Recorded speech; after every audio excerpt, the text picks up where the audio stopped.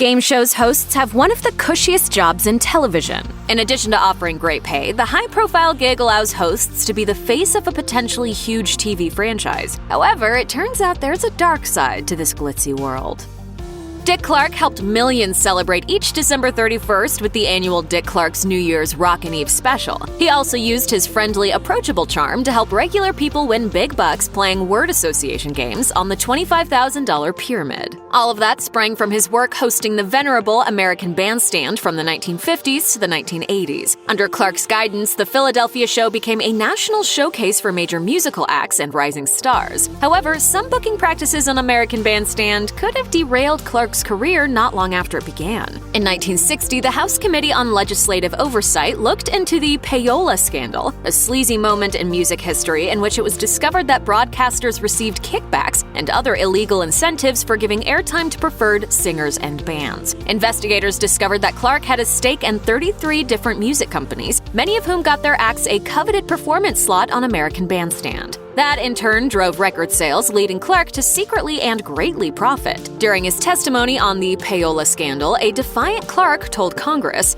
"I think the crime I have committed, if any, is that I made a great deal of money in a short time on little investment." By the time of his non-apology to the government, Clark had sold off his record label stock because American Bandstand's network, ABC, suggested he do so. He was not punished for his financial misdeeds. The 1956-58 show 21 featured two brainy contestants competing to correctly answer the toughest questions. Whoever got to a score of 21 first won. That's a loose format without a guaranteed winner. On the first episode, both contestants went on a 17-question losing streak. Representatives from sponsor Geritol were so upset and ashamed that producer Dan Enright and host/producer Jack Barry conspired to rig the show to make it more exciting. Not only did they see to it that contestants were coached, but they also convinced a contestant to take a fall. Enright and Barry promised Herbert Stempel a spot on a new quiz show if he'd lose on purpose to the handsome TV-friendly college professor Charles Van Doren. After Stempel attempted to blackmail Enright, the New York State District Attorney's Office discovered the whole charade, busting 21 and leading to a series of fairness-minded rules and regulations TV game shows still adhere to today. After a period out of the spotlight, Barry returned to producing and hosting game shows, first in Canada and then in America. On 70s-era hits The Joker's Wild and Break the Bank.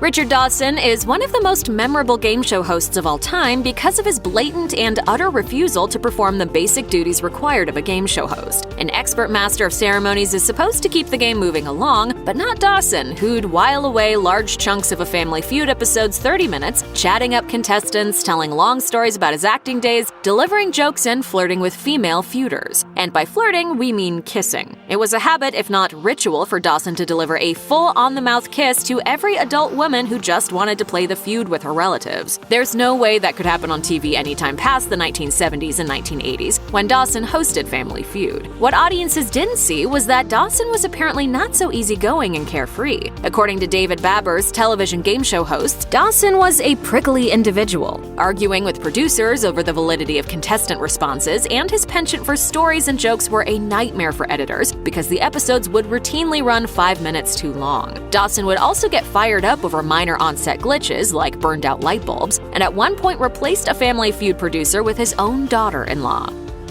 Even if you didn't count his other programs, hosting The Price is Right alone puts Bob Barker in the leagues of legendary game show hosts. He started helping excitable people come on down, guess the price of a vacuum cleaner, play Plinko, or even potentially win a brand new car. Barker's run as host of The Price is Right began in 1972 and continued all the way to 2007. His daily sign-off also implored viewers to help control the pet population. Have your pet spayed or neutered. Barker's love of animals was just one of the ways the host helped signify to viewers that he was a good guy with a big heart. However, multiple women who appeared as Barker's beauties, the models who presented and showed off prizes on The Price is Right, would disagree with that statement. In 1994, longtime cast member Diane Parkinson filed a sexual harassment lawsuit against Barker. According to Time, Barker admitted to having a physical relationship with Parkinson, but attested that it was consensual. Barker and his lawyers set out to publicly discredit Parkinson and call her lawsuit into question, which she dropped, claiming it adversely affected her health. Fellow Price is Right model Holly Hallstrom reached a settlement on her suit with Barker, which alleged that she was treated terribly by the host for refusing to criticize Parkinson in the media, and also that she was fired from the show for gaining weight.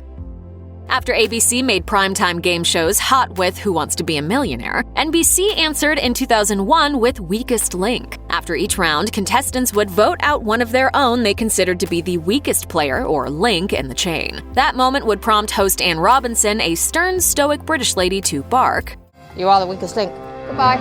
Robinson ended each episode with a playful grin to viewers at home to show that maybe she wasn't such a harsh person in real life. But in October 2017, Robinson, not in character as a game show host, demonstrated a distinct lack of empathy. The Me Too movement had just launched, with proponents seeking to put an end to sexual harassment and sexually aggressive behavior, particularly in places of employment. Robinson wasn't impressed. When she was a younger woman decades ago, as she told BBC Radio 4, society, quote, had a much more robust attitude to appropriate actions. Robinson went on to tell the British Radio Network, "In my day, we gave them a slap and told them to grow up." In other words, Robinson publicly engaged in a bit of eye-rolling and victim-blaming.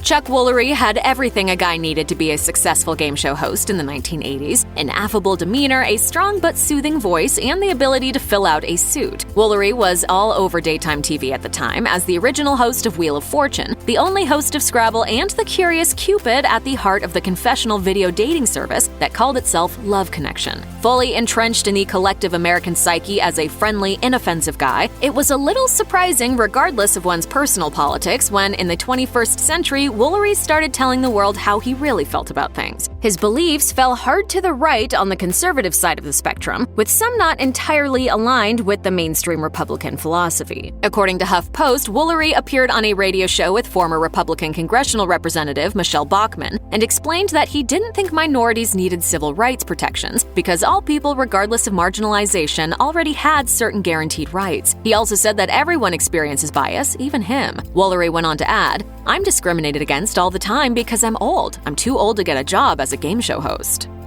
After making a go of it as a matinee idol in 90s big-screen action movies like The Hunt for Red October and The Shadow, Alec Baldwin reinvented himself as a TV comedy actor, winning multiple Emmys for his work on 30 Rock and Saturday Night Live. His latest laughs-oriented small-screen role, hosting the rollicking ABC primetime revival of Match Game. While he's a funny guy on television, off-screen, Baldwin has had his moments of intensity. In 2013, a paparazzo tried to take a photo of Baldwin, prompting the actor to chase them down and utter a profane homophobic slur. In 2014, Baldwin unleashed similar anti-gay profanity in a tweet directed at a former aide to politician Mitt Romney. And back in 2007, Baldwin levied his nastiest vitriol at his own daughter. A voicemail he left for then 11-year-old daughter Ireland Baldwin leaked to the media via TMZ. She'd missed a phone call from her father, and that got him very upset. Baldwin screamed at Ireland in the voice message and even went so far as to call his daughter a, quote, thoughtless little pig.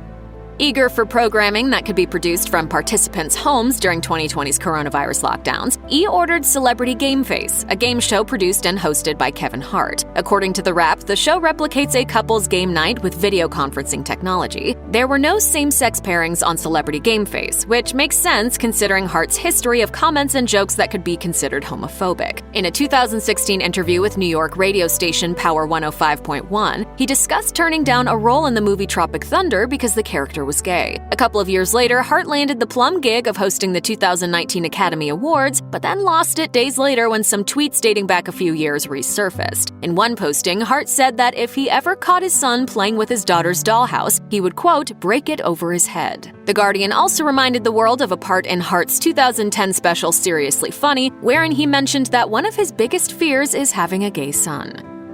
Family Feud was a smash hit in the 70s and floated along in the decades since with various hosts. The show enjoyed a boost in popularity when Steve Harvey, an actor, talk show host, author, suit aficionado, and original king of comedy, began headlining the game in 2010. It's often the most watched show in syndication, with Harvey doing his usual shtick of cracking wise, gently teasing contestants, and holding court. Behind the scenes, however, Harvey doesn't come across as that welcoming of a guy as he does on TV. In 2017, a memo that Harvey emailed to the crew of his daytime talk show leaked to media outlets, including Robert Feder's Chicago media blog. In it, Harvey laid out the rules for how underlings were to treat him, writing, "Do not come to my dressing room unless invited. Do not approach me while I'm in the makeup chair unless I ask to speak with you directly." All of this, Harvey unnecessarily explained, was for the benefit of his, quote, personal life and enjoyment. Harvey later confirmed and defended the memo to E.T., telling the program, "I could not find a way to walk from the stage to my dressing room, to sit in my makeup chair, to walk from my dressing room to the stage, or to just sit and have lunch without somebody just walking in." Nick Cannon did what so many of his fellow teen stars couldn't, successfully transition to a career in the entertainment industry as an adult. After finding fame on Nickelodeon's kids' sketch comedy show All That, Cannon settled into a career as a comedian and as a host of unconventional game shows, such as MTV's improv comedy standoff showcase Wild 'N Out and the bizarre Fox mega hit The Masked Singer. Of Cannon's many gigs, he lost all of them that fell under the corporate purview of Viacom CBS, including Wild 'N Out, in 2020 after he delivered anti-Semitic commentary on an episode of his podcast, Cannon's Class. According to a statement released through Variety, Viacom CBS personnel thought Cannon's remarks about how black people are the, quote, true Hebrews and spreading anti-Jewish conspiracy theories, quote, promoted hateful speech. After his expulsion from Viacom CBS, Cannon apologized to his, quote, Jewish brothers and sisters via Facebook, but then requested the company apologize to him and make things right. Cannon wrote on the social media platform, "I demand full ownership of my billion-dollar Wild 'N Out brand that I created, and they will continue to misuse and destroy without my leadership. I demand that the hate and backdoor bullying cease, and while we're at it, now that the truth is out, I demand the apology." Check out one of our newest videos right here. Plus, even more Nicki Swift videos about your favorite stuff are coming soon. Subscribe to our YouTube channel and hit the bell so you don't miss a single one.